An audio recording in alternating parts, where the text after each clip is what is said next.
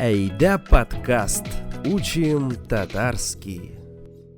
Дуслар и сянмесис, это Эйда подкаст. Меня зовут Айнур, и я учу татарский. Мин татарша үйренем. Барыгызга да сәлам. Мин Эльза, мин татарча үйрәтәм. Друзья, этот выпуск мы решили посвятить дню принятия декларации о суверенитете Республики Татарстан. Если короче, то мы все называем этот день День Республики, праздник Республики и День города также. Да, Эльза, так и называем, но вот есть мнение, что мы так называем этот День Республики, потому что боимся говорить День суверенитета Татарстана. Окей, я Эльзу попросил подготовить лексику, слова, связанные с этим днем, и вот очень интересно, что же там будет. Да, лексика очень интересная, и вроде не так часто мы ее используем, но полезно все-таки знать, да? Вот, например, существует отдельное слово для обозначения республики. Мы чаще всего, конечно же, слышим Татарстан республикасы, но есть отдельное слово «жумхуриет». Татарстан жумхуриеты. Значит, республика Татарша жумхуриет. Эльза, я знаю это слово, знаешь откуда? Из песни Радифа Кашапова. У него есть там песня, где «Жумхуриете» вот так в конце много-много раз поется, и я ее вот благодаря песням выучил. Есть же много модных блогов, типа «Учи английский с помощью песен». Вот татарский я по песням учу. Да, особенно если эти слова повторяются по много раз, оно действительно запоминается. Кстати, вот, наверное, авторам песен нужно сказать спасибо, да, или, наоборот, подать идею, то, что вот таким образом люди учат новые слова. И поэтому, если у вас в ваших песнях повторяются какие-то слова, то выбирайте слова посложнее, да, типа «жумхуриет». Кстати, я вот сейчас подумал, что если сейчас кто-то решит начать учить татарский по Конституции Республики Татарстан, он уже не выучит такие слова, как суверенитет,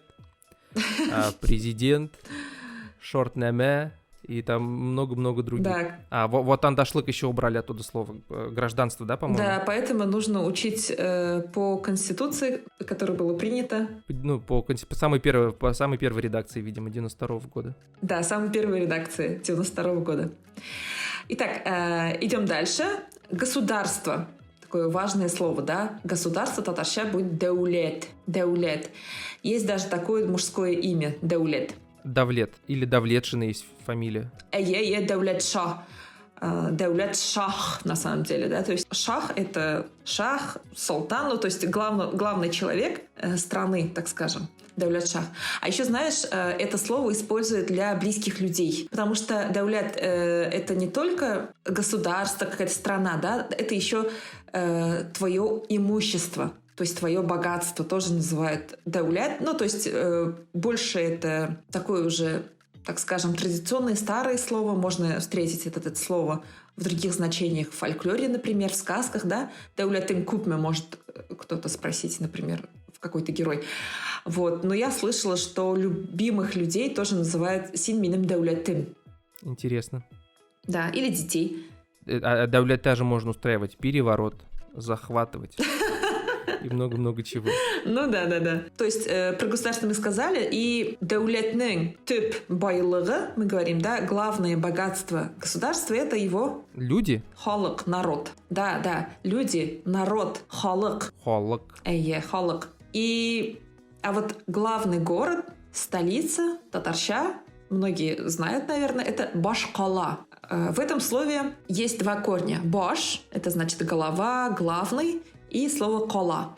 «Кола» — это значит город, крепость, и это слово мы можем встречать и в других тюркских, и не тюркских, кстати, языках. А так называют крепость, например. Я знаю, вот в Дагестане есть историческая крепость, которую называют там что-то «кола», и в Тбилиси тоже Нарын-кола и так далее.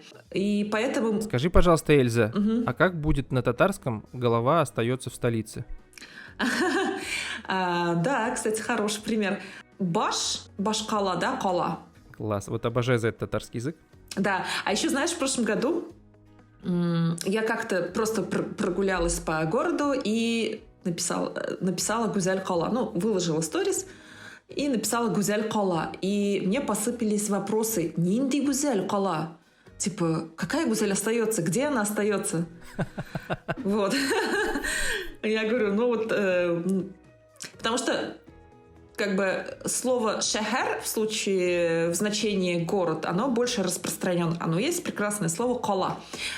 Козан коласы или колага барам, да, еду в город. Я вообще, кстати, понял, что я, видимо, очень много слов выучил из песен Радифа Кашапа, потому что ты сказала «шахар», и у меня сейчас из его головы снова цитата там «та-та-та-та, шахар». Без вообще контекста, просто отдельные слова в голове выстреливают. Рахмат Радифке. Да. И идем дальше. Следующее слово у нас независимость. Бейсизлик. Бейсизлик. Если разберем... Смотри, а вот есть же слово цена. Это не связано? Бее, бей, юг. Не связано. Бее — это цена, а вот бей — это привязь, завязка. Вот, например... Бейлядым. Завязал шнурки. Бейлядым, да. Завязал что-то. Вот, например, у собак тоже есть бей. Или это бейде говорят. То есть собака привязанная, если он у вас привязан, например, к будке своей, да, бейде. Бейсис — это значит, ну, вот, например, собака, которая просто без ошейника, там, просто сам по себе гуляет, да, бейсис. Есть такое произведение «Бейсис этлерне отарга». Жуть. Да, ну, это детская литература, но произведение прекрасное, и он, с одной стороны, кажется, что это детское произведение, на самом деле оно очень такое классное, почитайте. Автор Флюс Латифи. Вот. Итак, бейсис — это значит независимый. Из этого прилагательного потом делаем существительное, у нас получается бейсизлик. Здесь мы добавляем суффикс лак-лик. Бейсизлик. Эльза, Коралли, получается зависимость, бейлик, наркотическая зависимость. Бейлелик. Бейлелик. Айнур, вот в интернете есть знаменитые фотографии с начала 90-х годов, когда люди выходили на улицу в Татарстане, да, и у них прекрасные лозунги, вы можете почитать, такой татарща, чистый татарща, эдебительда, да, такой прям вот, ну, язык народа, так скажем, глаз народа. И если мы вот обратим внимание на одну фотографию, там женщина держит такой плакат. Прочитала быстро, но здесь нужно обратить внимание как раз вот на это слово «независимость». Значит, наша независимость — это бейсизлегебис. Бейсизлегебис. Яклау — это защита. То есть защищать нашу независимость — это изге-бурыш, святая, священная обязанность каждого из нас. Бейсизлегебизны яклау, хәрберебизнің изге-бурышы. Не путать с бурыш — это перец. А бурыш — это долг. Изге-бурыш — это такой священный долг. Такая хорошая скороговорка даже получается. Да, если, я не знаю, если на улицах тренировать эту скороговорку, если будет полицейский, который знает татарский, интересно, будут проблемы или такой? Отличная дикция. Блин, поэтому нужно... Обычно же говорят не повторять там этот трюк дома, опасно, поэтому не повторять эту фразу на улице. Да. Трюки выполнены профессионалами. Итак, следующее слово — это тигезлик. От слова тигез. Ровный. Ровный. Тигезлик — это равенство. Кстати, в математике, я учила математику татарща тоже. Тигезлик билгисы — это знак равенства. А равнина? Равнина, ну, кстати, тоже тигезлик. А когда мы говорили, например, беркушам эш, ну, 1 плюс 3 равняется, да, тигезбула. Равняется это тигезбула. Эльза, у меня 2 вопроса. Вот пацан может быть тигез, ну, типа ровный? Ой, это... Я в этом не специалист. Хорошо, сложный тогда второй вопрос. вопрос. Вот если бы татары придумывали раньше французов лозунг «Свобода, равенство, братство», как бы он звучал на татарском? Свобода. Давайте выберем. Там 3 варианта слова. Татары настолько любят свободу, что у них есть 3 варианта слова «свобода», хочешь сказать? Даже больше, наверное, да, потому что бейсизлик — это тоже как бы близко к значению свобода, да, бейсизлик. Давайте возьмем озатлык. Озатлык, тигезлик, хам кардашлик. Так, Эльза, ты уже что-то говоришь противозаконное. Давайте возьмем озатлык. Это что такое? Озатлык — это свобода. Слово «азат», то есть имя Азат, он очень распространен у татар. Азат — это значит свободный, озат. Можно я небольшую историю расскажу? Я смотрел шикарный казахский фильм от Ирины Кайратовны, и там мальчик рождается в день независимости Казахстана, и его называют Азат, как раз поэтому. Очень красивый, мне нравится. И от этого, да, это персидское слово «азат».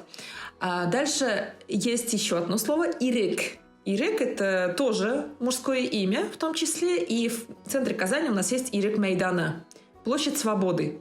То есть это не Майдан какого-то Ирика, это площадь Свободы. Но если ты хочешь сказать, что Майдан какого-то Ирика, это тоже будет Ирек. Но это уже будет Ирек-нын Майдана, то есть это тот конкретный Ирик. Поэтому окончание нын-нын родительного падежа. Это уже грамматика. Вот. И есть еще такое красивое слово, это хриет. Я это знаю только как памятник напротив НКЦ бывшей, нынешней библиотеки в Казани, республиканской. Он тоже называется хриет, да. И тоже, кстати, был открыт в честь дня, так скажем, праздника республики в 96-м году, если не ошибаюсь. И его тоже назвали, да, хриет. Это такой вот символ свободы. Отлично, то есть в итоге у нас свобода, равенство, это получается надо выбрать озатлык тигизлек, или ирик тигизлек, или хюриет тигизлек. Да. И кардашлик. Кардашлик — это братство, если вернуться к французам, да? Отлично, звучит круто. Звучит круто, да. Кстати, вот близко к значению свобода, независимость — это самостоятельность, да? Самостоятельность тоже происходит от прилагательного мустакиль. Мустакиль — это самостоятельный, и самостоятельность — это мустакиллик. И если вернуться к урокам математики в школе, да, вот контрольная работа или самостоятельная работа, мы писали тоже мустакиль иш. Представляешь? Круто. Да. Ну, если человек способен использовать в жизни слово «мустакиль», он точно самостоятельный. Раз в четверть как минимум. Вот, кстати, мне нравится татарское слово «байрак», которое обозначает флаг, потому что часто вот приходится слышать, что люди как бы... Это слово существует, причем их две, байрак и элем, два варианта тоже, и почему-то продолжают все еще пользоваться, например, даже татароязычным словом флаг. Поэтому давайте, друзья, переходим все на байрак и элем. Безнен байраклар. Байрак бик матурсюс. У Хайдара Бегичева есть такая песня. Безнен байраклар, котлилар алар, хазмет бейремен. Такая советская песня. Ну, все равно звучит круто. Звучит круто, да. И, наверное, закончим, да, потихонечку. Закончим словом «договор». Договор — это килешу. Любой договор, наверное, килешу. Даже когда вы согласны, мы упоминали уже это слово, когда вы соглашаетесь с чем-то, вы тоже говорите «эйе килешем», да? «Эйе килешем» или «килешмим». Мы даже в прошлый раз использовали «мин сининг блен килешмим». «Эйе». Килешу — это договор. И вот, наконец, последнее выражение — это требовать. Таляп итерге. Таляп — это требование. Таляп итерге — требовать. Я требую, значит, мин талябите. Без талябите без. Татарстан жумхурияты таляп ите. И так далее. Эльза, очень интересно, на самом деле, очень, мне кажется, полезный и классный набор слов, классная лексика. К сожалению, конечно, мы все понимаем, почему это с каждым годом используется все меньше и меньше. А вообще некоторые слова из этого списка выглядят в реалиях современности даже немножко противозаконными, особенно, наверное, словосочетание «озатлык», «ирек», «бейсизлик» и «хюриет» со словосочетанием «таляпитерге», да? Вот, но вот давайте использовать чаще татарлар. На этом, наверное, пока все, да, как мы уже сказали. Больше материала вы сможете найти на сайте нашего проекта Эйде онлайн. А также во всех социальных сетях, мы есть на всех популярных платформах. Ищите нас, Эйде онлайн, и учите татарский вместе с нами. С вами были ведущие Эйде подкаста Эльза. Хам Айнур, рахмет, саубулгас. Рахмет, саубулгас. Эйде подкаст. Учим татарский.